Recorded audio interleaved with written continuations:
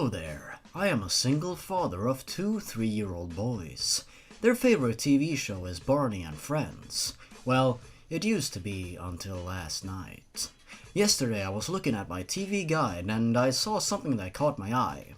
Tonight only, a lost episode of Barney and Friends. First and only chance to see it. Airs at 7 o'clock. Naturally, I asked my kids if they wanted to see it, and obviously they said yes. I got the popcorn ready. They love to eat popcorn while watching Barney.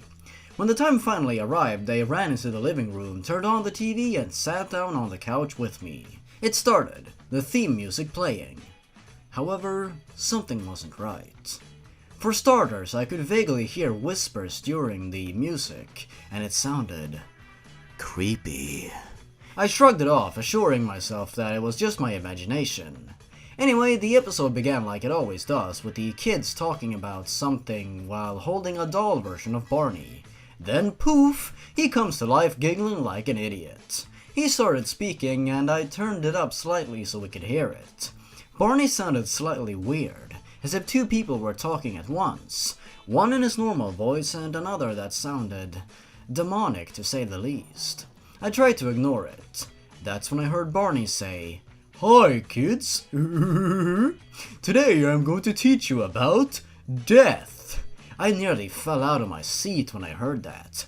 I wanted to turn it off, but for some reason, I couldn't. The show kept going. Child 1. "What's death, Barney?" Barney. "This is."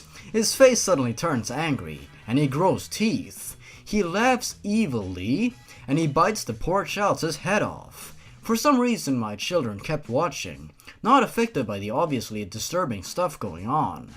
Barney then proceeded to kill all of the children one by one, each time roaring. The children at this point started to run away from Barney, screaming and crying for their parents to save them. Barney just chuckled and said in a demonic voice, "Mommy and Daddy can't help you now." And he bit the helpless children in half, eating their brains and stomachs. Then, the green girl dinosaur and the yellow dinosaur came in, apparently not noticing the dead children. "Well, Barney," the green one said, "what did we learn today?" Barney grinned an evil grin and said directly to the camera, "Remember, kiddies, don't bother locking your doors and hiding under the bed, because sooner or later, I will find you and kill you all. Oh, oh, oh, oh." Insert demonic laughter here.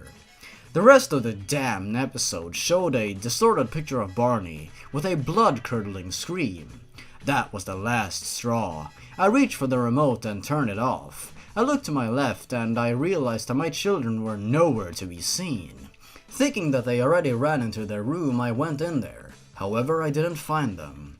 That's when a voice behind me said, "It's too late, Steven. I've already killed them, and now I'm going to kill you." I turned around to see a demonic, bloody-covered Barney slowly walking towards me. Even while he killed me, he still sang that fucking song.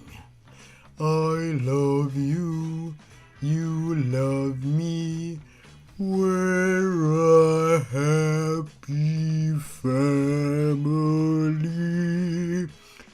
And that was Barney Lost Episode. Yeah, it was good. Scooby-Doo is just a normal, popular kids television show, right? Wrong.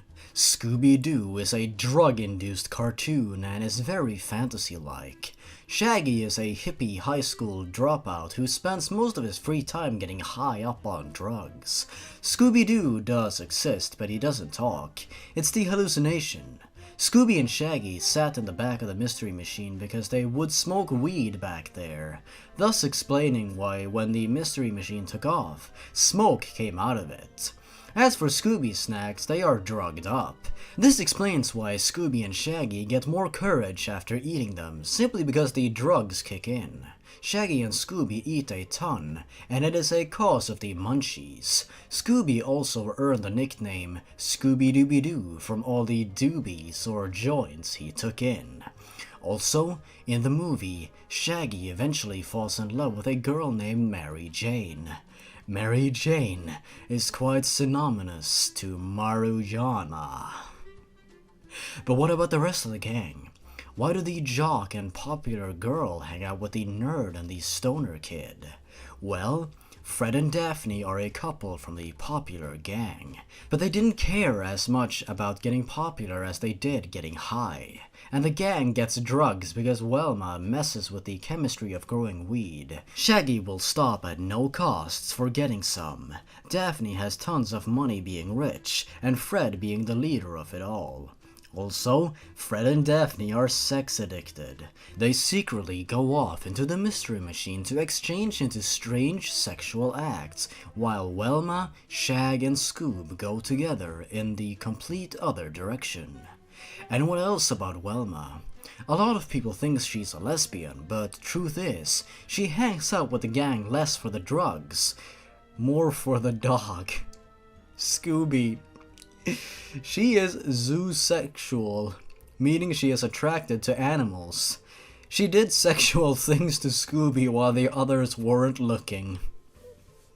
And that was the Scooby-Doo theory. It is totally legit.